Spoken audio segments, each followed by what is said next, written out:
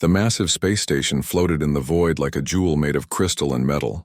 Ships from dozens of worlds docked at its many ports, their designs as different as the species that built them.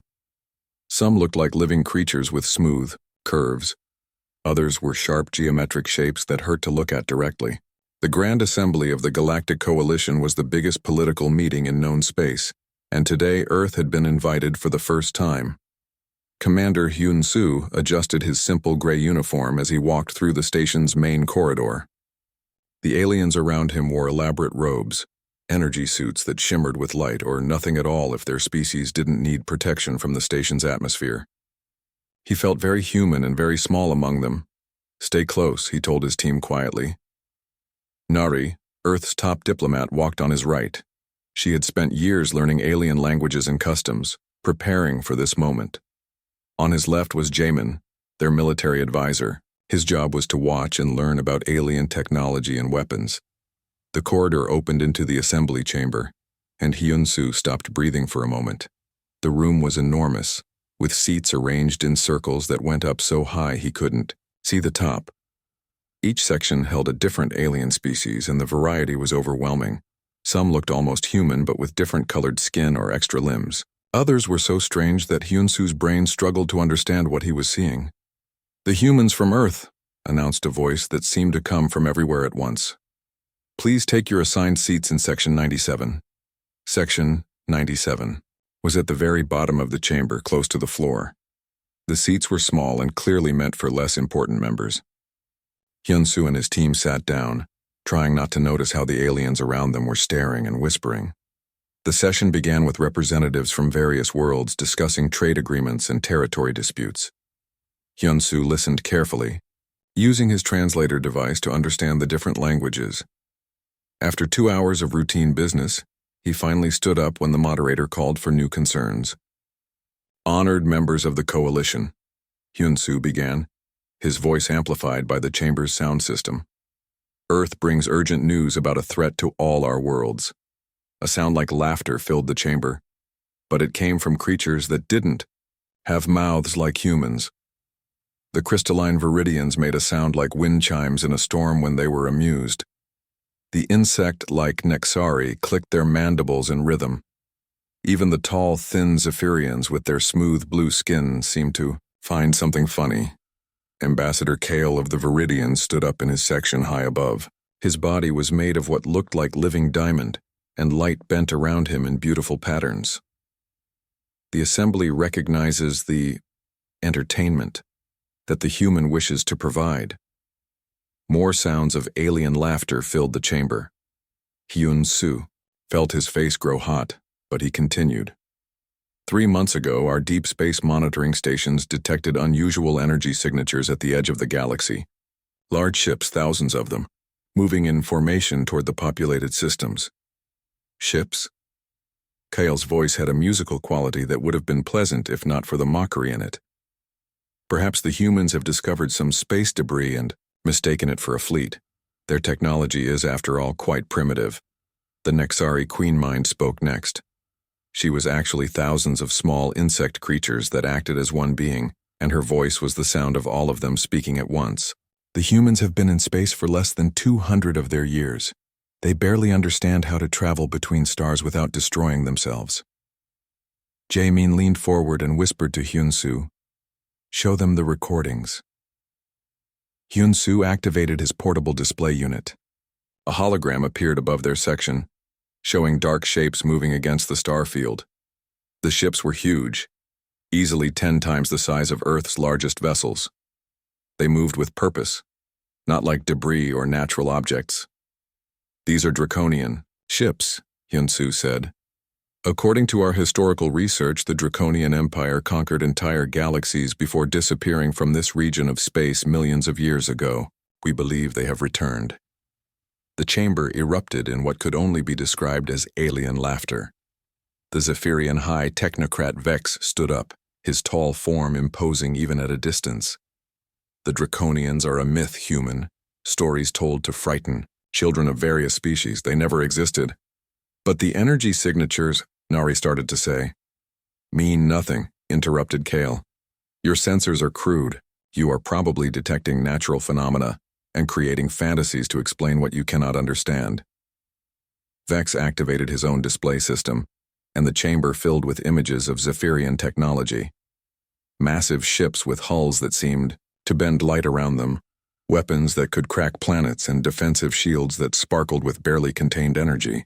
Even if your mythical Draconians existed, they would face the combined might of the Coalition. Our quantum shields alone could stop any weapon ever devised. The Queen Mind of the Nexari added her voice to the dismissal. The Nexari have analyzed 17 million possible battle scenarios involving hypothetical enemies. No force could stand against our coordinated fleets. Our ships think as one mind, react as one body. We are unstoppable in battle. Hyun-Soo tried again. The readings we're getting suggest these ships use organic technology, living vessels that can adapt and grow. They're unlike anything we've seen before. Living ships? Kyle's laughter was like crystal breaking.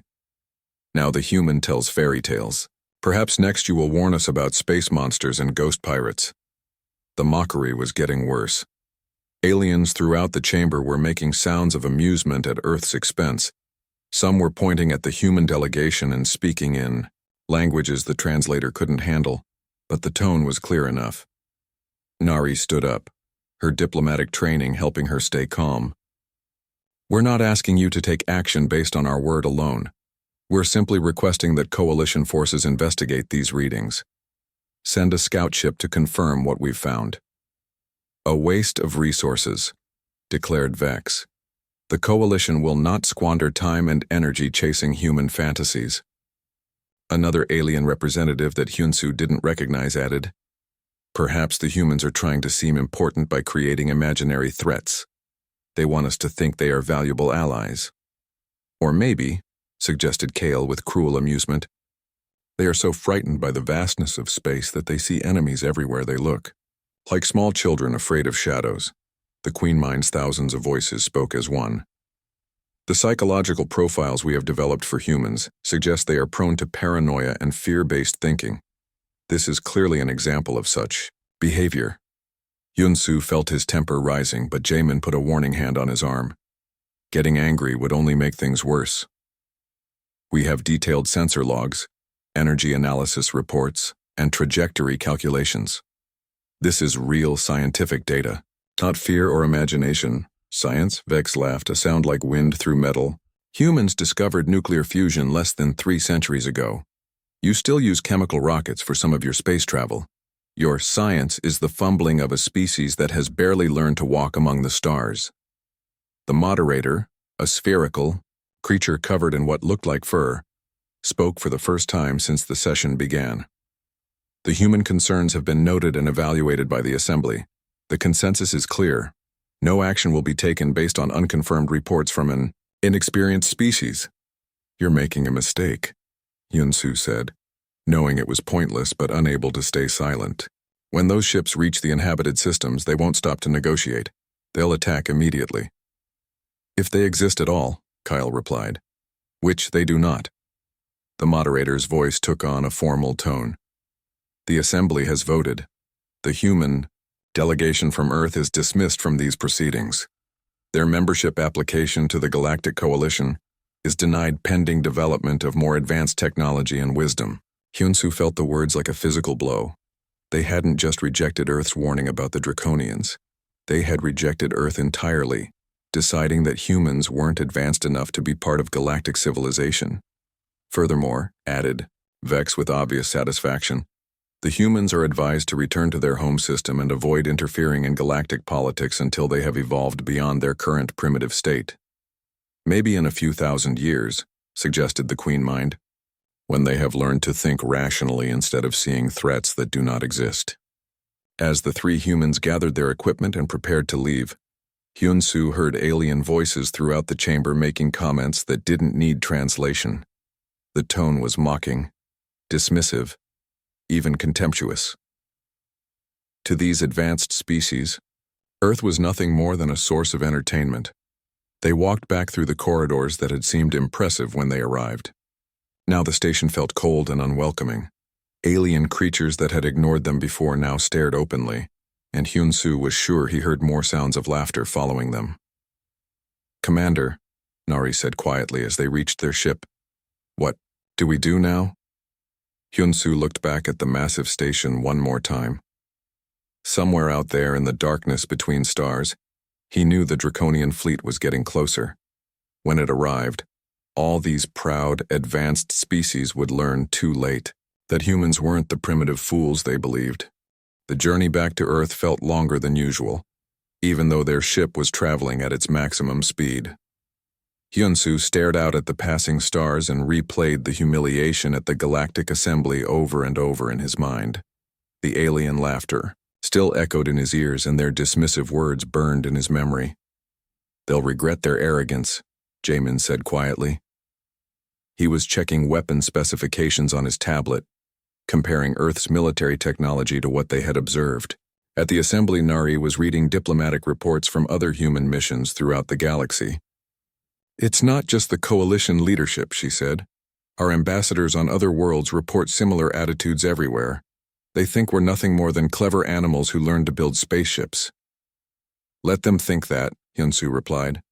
"It might be the only advantage we have." When Earth appeared in their view screen, Hyun-soo felt a familiar mix of relief and worry. Their blue and green world looked so peaceful from space, with white clouds swirling over the continents. It was hard to believe that somewhere out in the darkness, an ancient enemy was approaching with enough power to destroy everything humanity had ever built. Their ship docked at Luna Station, Earth's primary spaceport built on the moon. As soon as they stepped onto the station, Hyun-soo was met by a security team wearing the black uniforms of the Global Defense Initiative. "Commander," said the team leader, a serious woman with short gray hair, "President Haiwan is waiting for you. Priority. Alpha transport is ready." The transport ship was small but fast, designed for moving important people quickly between Earth and the moon. As they descended through Earth's atmosphere, Hyun-soo watched the cities pass below. Millions of people down there had no idea what was coming. They were going about their normal lives, working and playing and dreaming about the future. The Global Defense Initiative headquarters was built into a mountain in what used to be called Switzerland. The entrance looked like a simple research facility, but Hyun-soo knew that beneath the mountain was one of the most advanced military complexes in human space. President Haiwan was waiting in the main briefing room along with the highest-ranking military and scientific leaders on Earth. She was a small woman with kind eyes, but Hyun-soo had seen her make decisions that affected billions of people without hesitation. "Report," she said simply as soon as Hyun-soo and his team entered the room. Hyun-soo gave a detailed account of everything that had happened at the Galactic Assembly. The room stayed quiet as he described the alien mockery and their complete dismissal of the Draconian threat. When he finished, several people around the table looked angry. "Fools," muttered General Boram, the head of Earth's Space Forces. She was a veteran of the Mars colony wars and had more combat experience than anyone else in the room. "They're so proud of their advanced technology that they can't see danger when it's right in front of them." President Haiwan nodded slowly. "Their arrogance might work in our favor, but first we need to survive what's coming.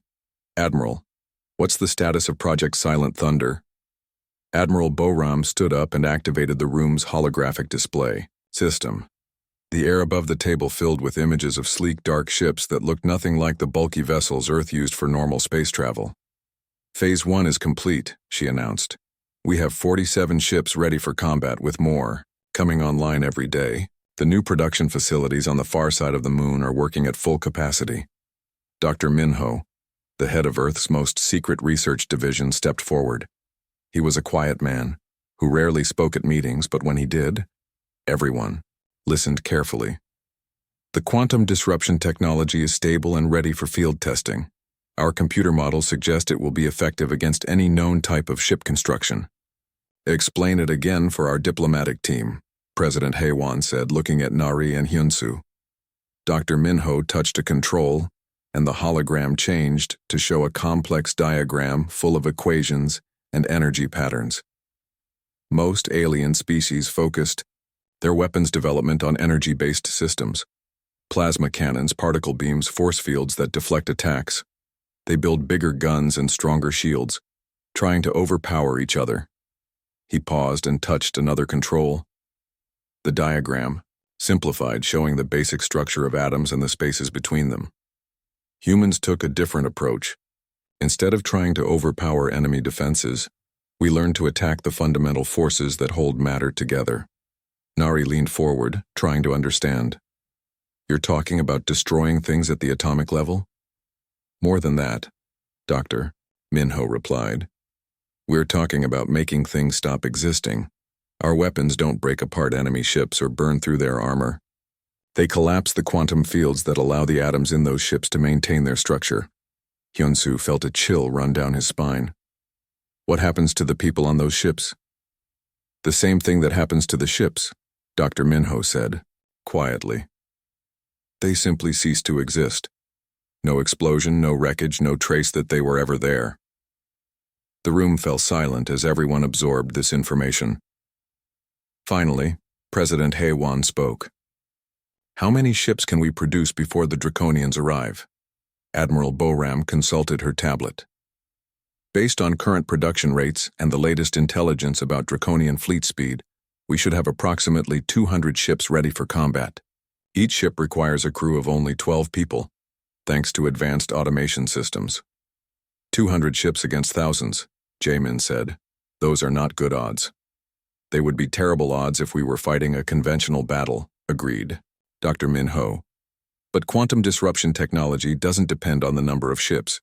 One disruption field generator can affect multiple targets simultaneously. The limiting factor is power generation and targeting accuracy, not firepower. Captain Soo-jin, the test pilot for the new ships, spoke up from her seat near the back of the room. I've been flying the prototypes for 6 months. These ships are unlike anything humanity has ever built. They're faster than our current fleet, more maneuverable, and completely invisible to most types of sensors. Invisible? Nari asked. The quantum field generators don't just power our weapons, Soo-jin explained. They also bend space around the ship, making it effectively invisible to electromagnetic detection. Enemy radar and similar systems will see empty space where our ships actually are. Admiral Boram added. We've also developed new tactics specifically for these vessels. Instead of large fleet engagements, we'll use small groups of ships that can appear anywhere without warning, eliminate targets, and disappear again. President Hae-won looked around the room at her advisors. What about evacuation plans for our civilian population? Already in progress, replied General Boram. We're quietly moving non-essential personnel to hidden colonies in uninhabited star systems. If Earth falls, humanity will survive elsewhere. Dr. Minho activated another display, showing a map of local space with Earth at the center. Our sensor networks have been tracking the Draconian fleet's approach. They're following a predictable path, consuming resources from uninhabited systems as they travel. This confirms our theory that their ships are at least partially organic. Living ships, Hyun-soo said, remembering what he had told the Galactic Assembly. That's why the aliens didn't believe us. Their technology is purely mechanical. They can't imagine ships that grow and adapt. Which gives us another advantage, Dr. Minho noted. Quantum disruption is especially effective against organic matter.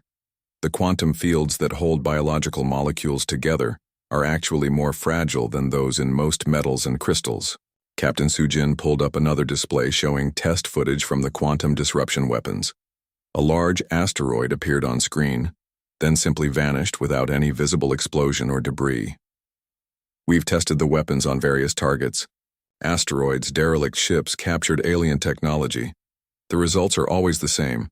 Complete molecular dissolution with no secondary effects. No radiation, no debris, no electromagnetic pulse, added Dr. Minho.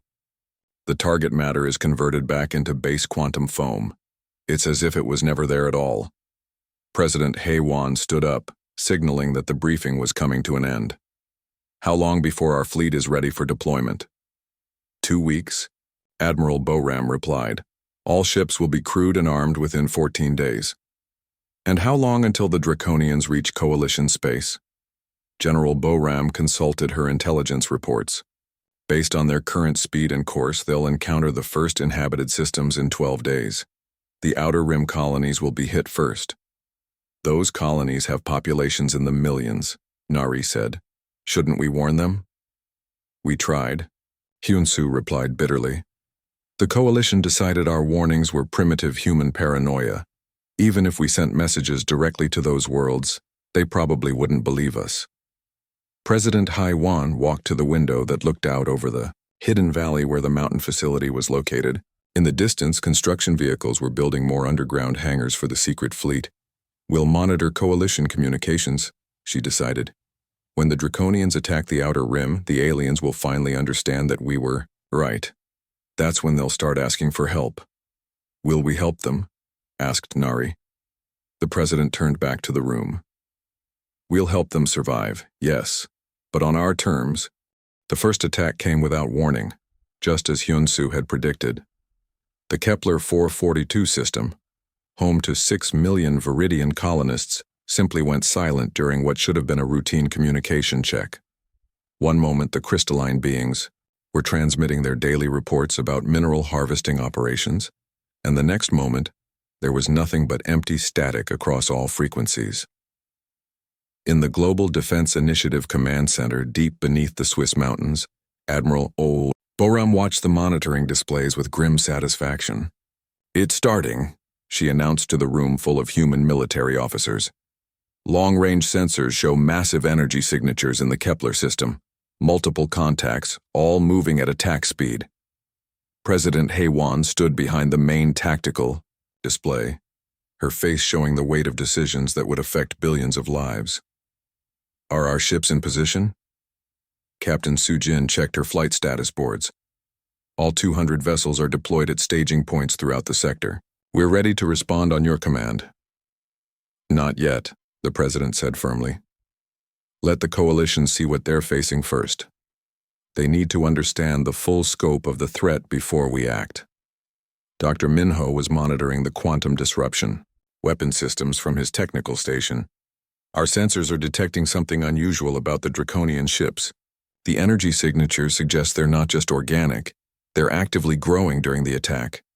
The main display showed a tactical map of local space, with red symbols marking the advancing enemy fleet. What had started as approximately 10,000 contacts was now showing over 12,000, and the number was still increasing. They're reproducing, Jamin realized with horror. The Draconian ships are using the resources from the colony worlds to create more ships. Within hours, the attack pattern became clear. The Draconian fleet moved like a swarm of locusts, consuming everything in their path and using the raw materials to spawn additional vessels. The crystalline structures that housed Viridian civilization were dissolved and absorbed. The orbital stations were consumed. Even the asteroids in the system were broken down and converted into new biomechanical warships. Emergency transmissions began flooding the coalition communication networks. The first messages were confused reports about unknown attackers. Within 12 hours, they had become desperate pleas for help. Coalition command to all member fleets came a broadcast from the Zephyrian High Command. Unknown hostile forces have entered Sector 7. All available ships report to defensive positions immediately. Hyun-soo listened to the transmissions. With no satisfaction, only sadness. Millions of beings were dying while their leaders still didn't understand what they were facing.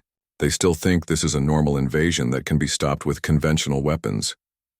The second system to fall was New Nexus, a major Nexari hive world with a population of over 50 million. The insect-like creatures had built their cities deep underground, thinking their hive structures would protect them from any possible attack. They were wrong. Emergency broadcast from the Queen Mind of New Nexus, announced the communications officer. They're reporting that the attackers are using some kind of biological weapon that dissolves rock and metal. The hive cities are collapsing. Admiral Boram enhanced the long-range sensor display to show the battle in detail. The Draconian ships aren't firing conventional weapons. They're releasing clouds of what appears to be organic acid that breaks down matter at the molecular level. Not acid, Dr. Minho corrected, studying his readings. Engineered microorganisms, billions of tiny creatures designed to consume specific types of matter and convert it into raw materials for ship construction. President Haiwan watched the tactical display as New Nexus winked out of existence. Where there had once been a thriving world full of complex underground cities, there was now only empty space and a growing cluster of new Draconian vessels. 15,000 ships and counting, reported the sensor technician. Their rate of growth is accelerating. The third attack came simultaneously against multiple targets. The Draconian fleet had split into several groups, each one attacking a different star system. The aliens finally realized they were facing something far beyond their experience. Coalition Emergency Assembly is now in session, came an urgent broadcast. All member species are commanded to contribute their full military resources to the defense effort. But when the Coalition fleets engaged the Draconians in the Rigel system, the results were catastrophic. The proud Zephyrian quantum shields, which had seemed so impressive at the Galactic Assembly, were useless against living weapons that adapted to whatever they encountered. Captain Sujin was monitoring the battle through Earth's spy satellites.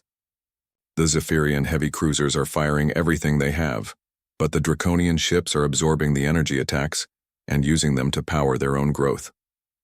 The biohulls are learning, Dr. Minho observed, watching the technical readouts. Each time they're hit by a quantum disruptor beam, they develop resistance to that specific frequency. Within minutes, they're completely immune. The Viridian crystal ships fared no better. Their advanced energy weapons created beautiful light shows as they struck the Draconian vessels, but the living ships simply incorporated the crystal fragments into their own hulls, becoming stronger with each attack. "This is Coalition Fleet Command," came a desperate transmission. "All units fall back to secondary defensive positions. Repeat, all units withdraw immediately." But there was nowhere to withdraw to. The Draconian swarm moved faster than the Coalition ships could retreat, surrounding and consuming entire fleets before they could escape. The proud armadas that had dominated galactic politics for centuries were being devoured like small fish by a school of sharks. Admiral Boram watched the carnage with professional detachment, but Hyun-Soo could see the anger in her eyes. "How many ships has the Coalition lost?" "Over 8,000 confirmed destroyed," reported the intelligence officer. "The survivors are scattered and running for their lives. And the Draconian fleet? Now numbering approximately 22,000 ships and still growing." In desperation, the Coalition forces tried their most powerful weapons.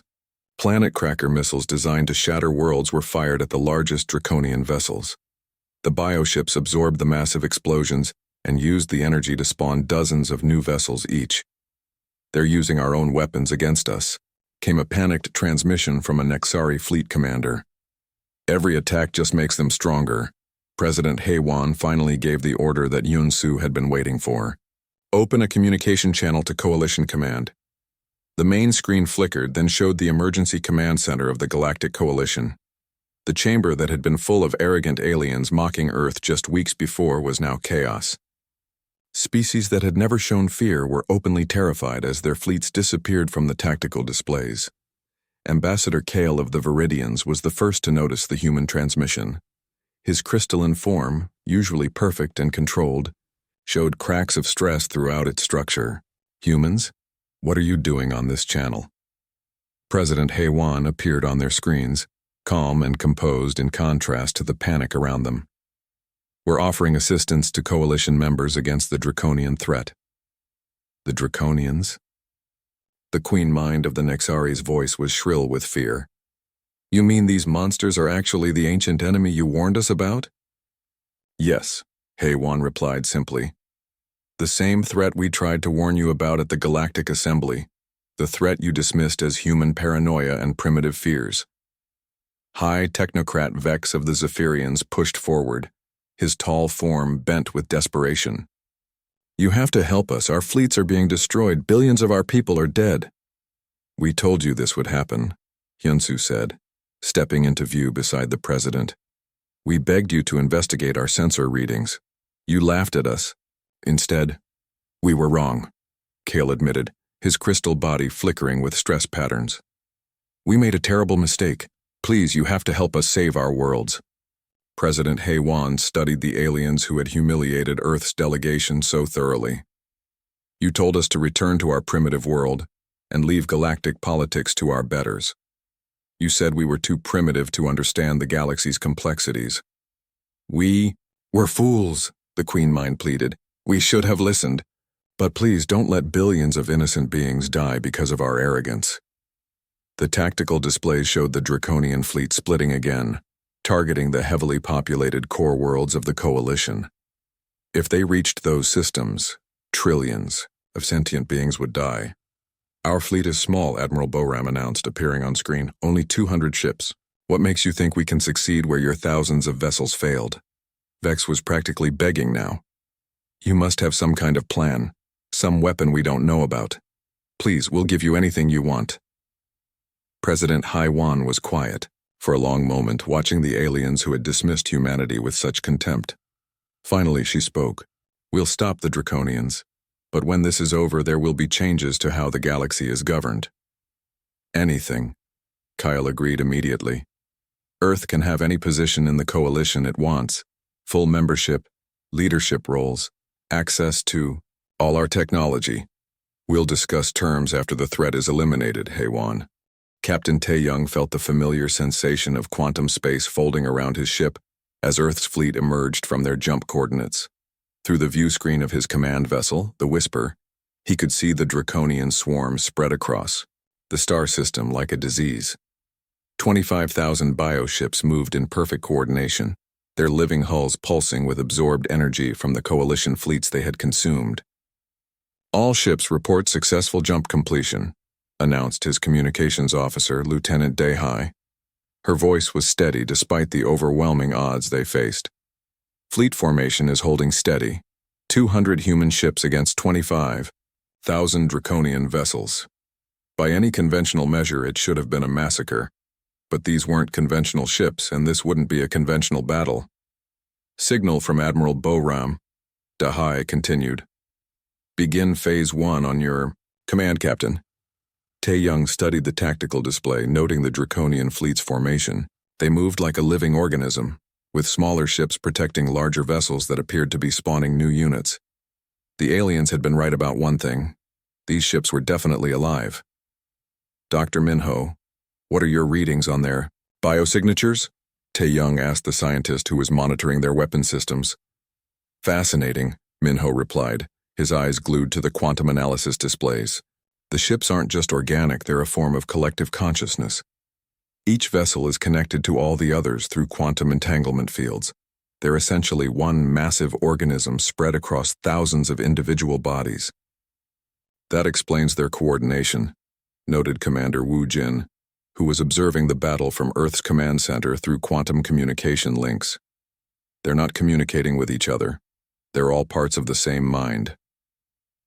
The Draconian fleet had noticed Earth's small force and was already responding.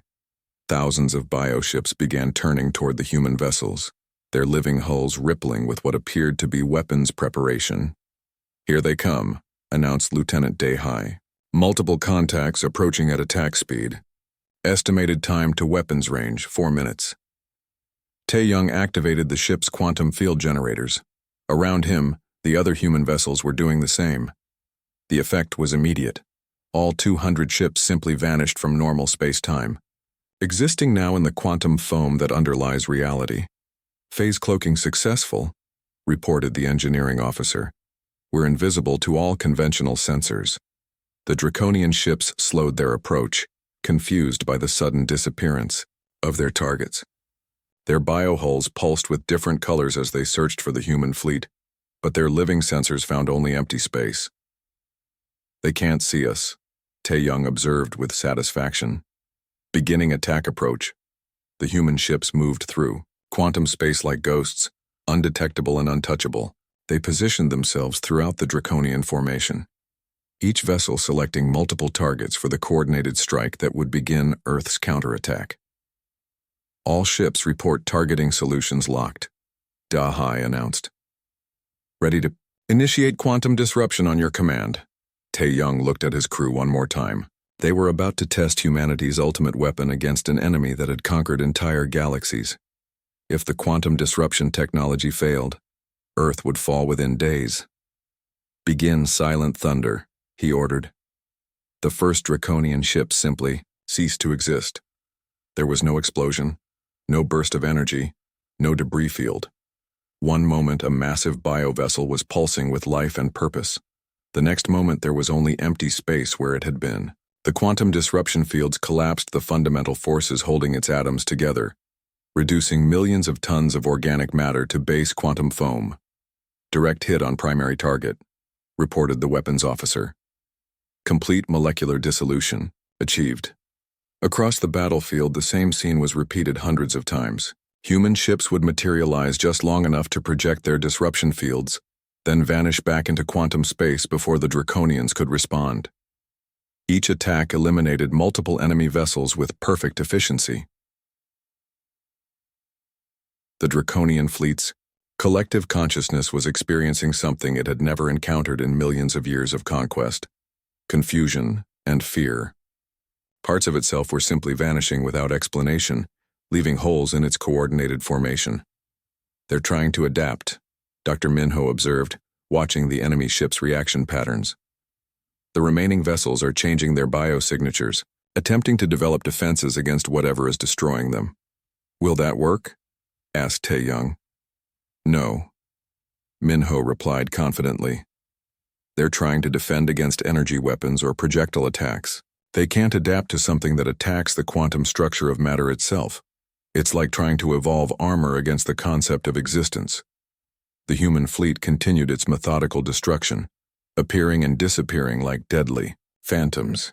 Each strike eliminated dozens of Draconian ships while the enemy's return fire struck only empty space. The bioweapons and acid clouds that had devastated coalition fleets found no targets to destroy. In the command center on Earth, General Wu Jin was coordinating the battle through quantum communication links with the fleet. "Captain Tae-young, sensors show the enemy is attempting to retreat from the system. They're abandoning their attack on the remaining coalition forces." "Pursuing," Tae-young responded. "We're not letting any of them escape to warn the rest of their empire." The Draconian ships that tried to flee found that there was nowhere to run. Human vessels materialized ahead of them, behind them, all around them.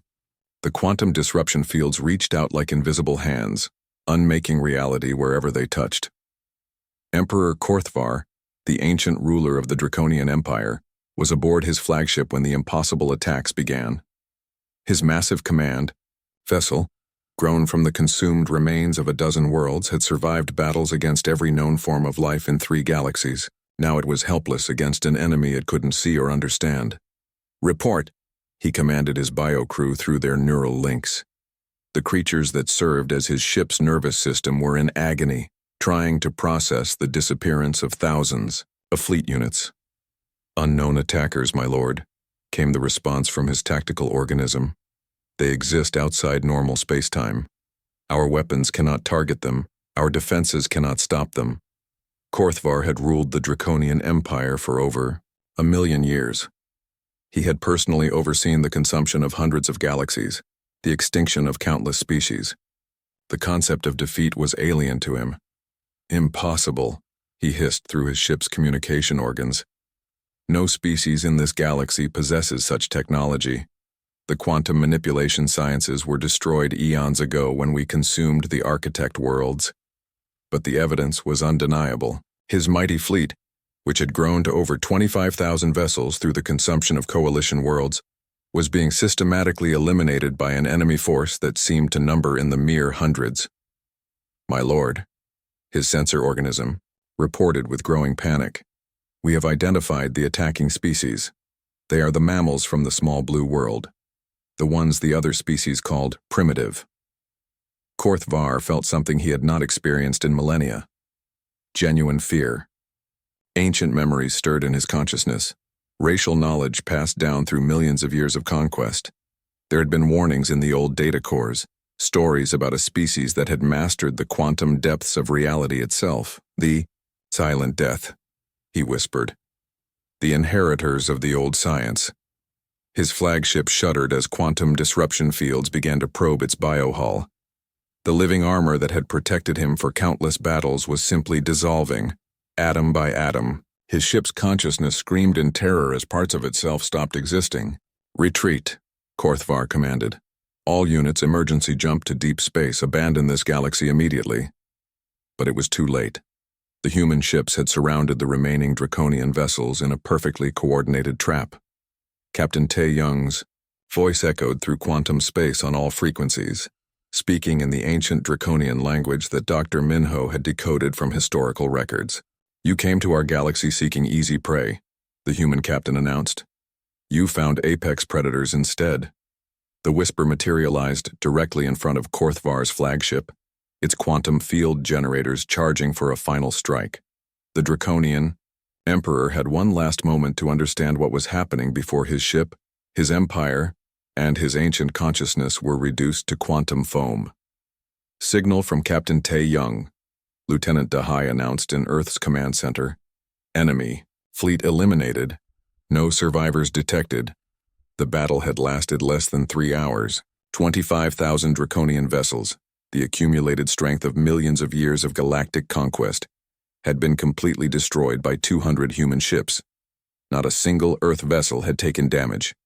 "Casualties?" asked Admiral Boram. "None," reported Commander Wu Jin. "Our ships never even dropped their quantum phase cloaking. The enemy never managed to target us successfully."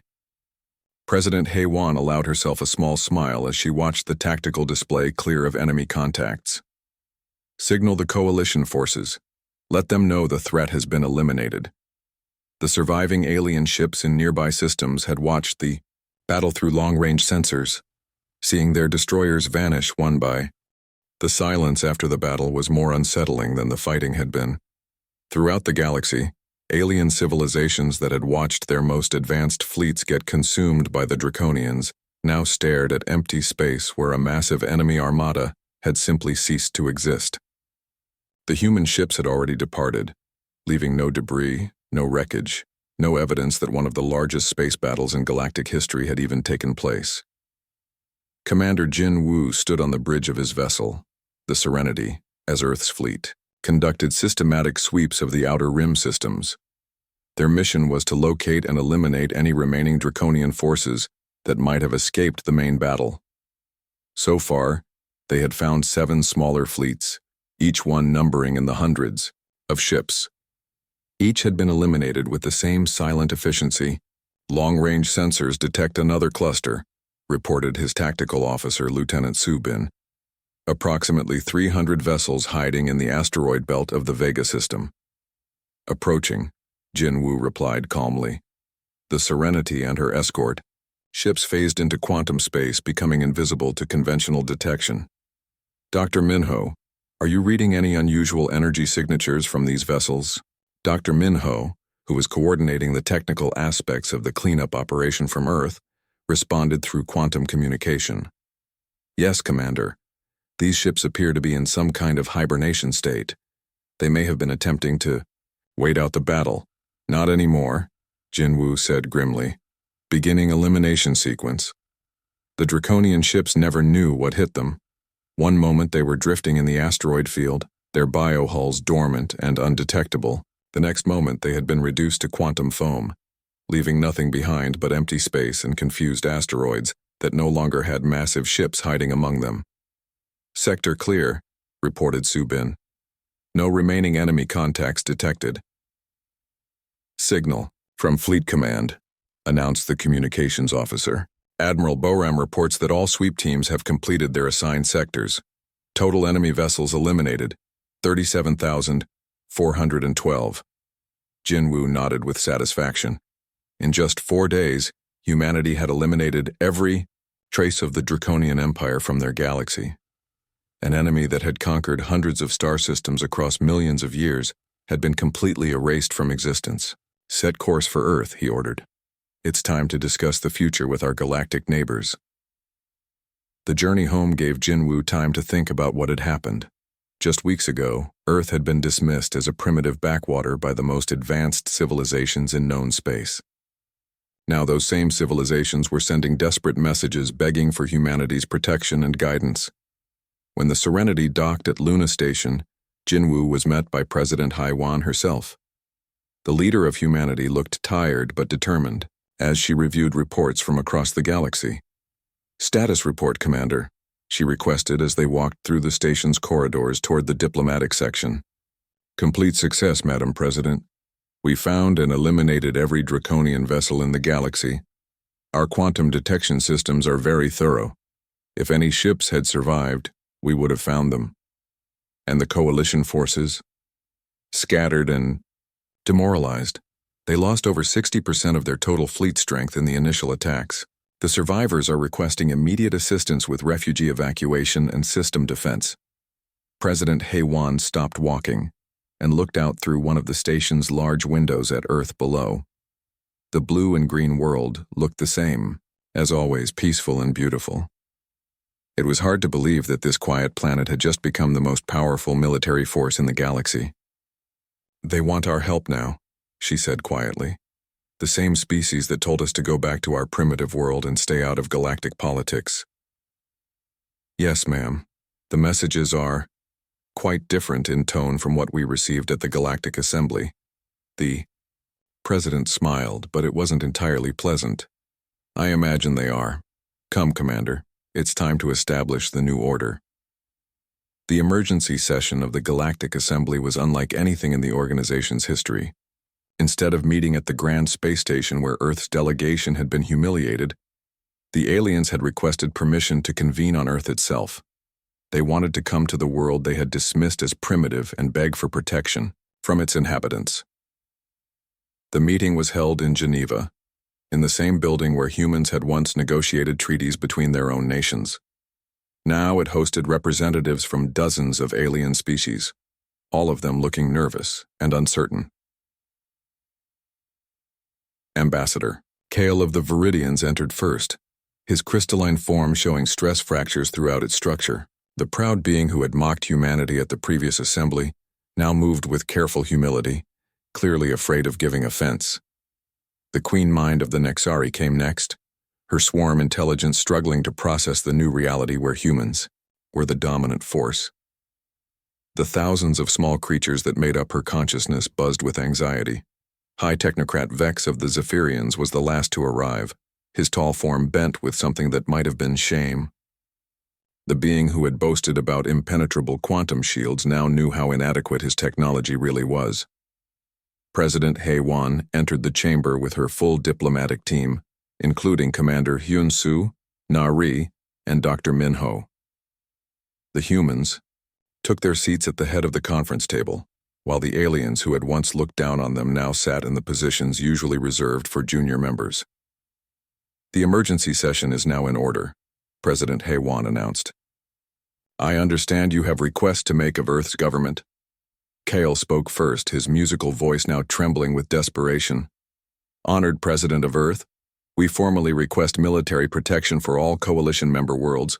Our fleets are inadequate to defend against future threats. What makes you think there will be future threats? Asked Dr. Min-ho. The Draconians were not unique, replied Vex, his usual arrogance completely gone. Our historical records speak of other extragalactic threats, the Void Hunters, the Machine Collective, the Entropy Lords. All of them are still out there somewhere. And now they know this galaxy is rich with resources. The Queen Mind added her voice to the plea. Our combined fleets numbered over 100,000 ships before the Draconian attack. Now we have fewer than 40,000 operational vessels, and most of those are damaged or obsolete. We cannot defend ourselves. Na-Ri, now serving as Earth's chief diplomatic negotiator, leaned forward. You're asking us to become the galaxy's protectors. What are you offering in return?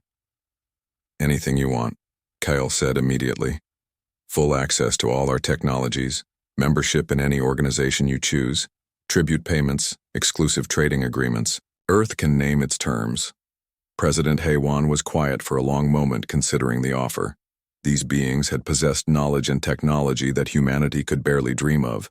Now they were offering it all in exchange for protection. We're not interested in tribute or exclusive agreements, she finally said. But we will require significant changes to how this galaxy is governed. What kind of changes? Asked Vex nervously. First, the Galactic Coalition is dissolved, announced Na-Ri. It will be replaced by the Galactic Compact, with Earth as the primary security authority. Second, continued Dr. Minho, all member species will contribute to joint research projects aimed at developing better defensive technologies. Earth will share our knowledge, but we expect the same cooperation from you. Third, added Hyun-Soo, there will be no more dismissal of warnings from any member species regardless of their perceived technological level. The next time someone reports a potential threat, we investigate immediately. The aliens agreed to every condition without hesitation. They had learned the cost of ignoring warnings from supposedly primitive species. What about your quantum disruption technology? Asked the Queen Mind hopefully. Will you share the specifications for those weapons? President Hae-won and Dr. Minho exchanged glances.